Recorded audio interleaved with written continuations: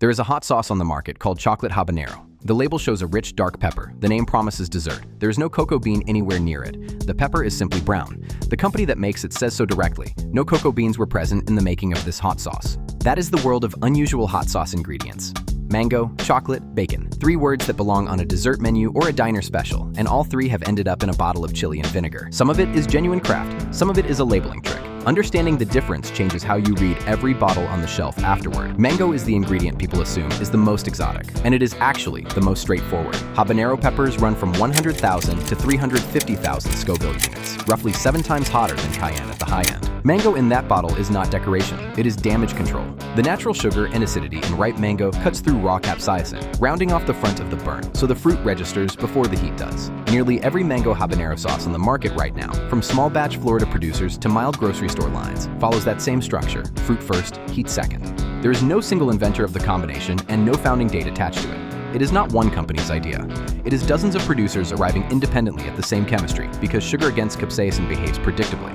Chocolate is where the labeling gets genuinely misleading. 2 different products share the name chocolate hot sauce. One is the chocolate habanero pepper, a real cultivar named for its color, not its flavor. The other is a chili sauce with actual cocoa powder or dark chocolate mixed into the base. Buy the wrong one expecting the other, and the result is either disappointment or an unexpected pleasant surprise. Some producers combine both intentionally, pairing chocolate habanero peppers with real cocoa, and they explain the reasoning directly.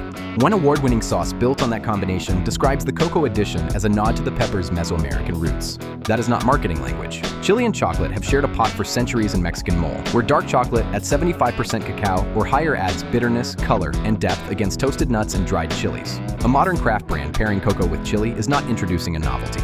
It is repackaging one of the oldest flavor combinations in the Americas and selling it as if it were invented last year. Bacon hot sauce deserves closer scrutiny than most buyers give it, because most bottles labeled bacon hot sauce contain no bacon. The ingredient list on a typical mass market bottle reads cayenne, New Mexico chili, vinegar, salt, and natural bacon flavor, which is commonly built from soybean or sunflower oil, combined with natural smoke flavor. No pork, no meat, just oil and smoke chemistry engineered to read as bacon on the tongue. Not every brand takes that shortcut. Some list real bacon alongside brown sugar and cayenne, but the label alone will not tell you which version you are holding. Nearly every bacon hot sauce on the market, regardless of whether it contains actual bacon, is marketed as mild to medium heat. The bacon is the headline. The chili is secondary. That is the inverse of what happens with mango and chocolate, where the fruit or cocoa is working to manage a pepper that is genuinely hot.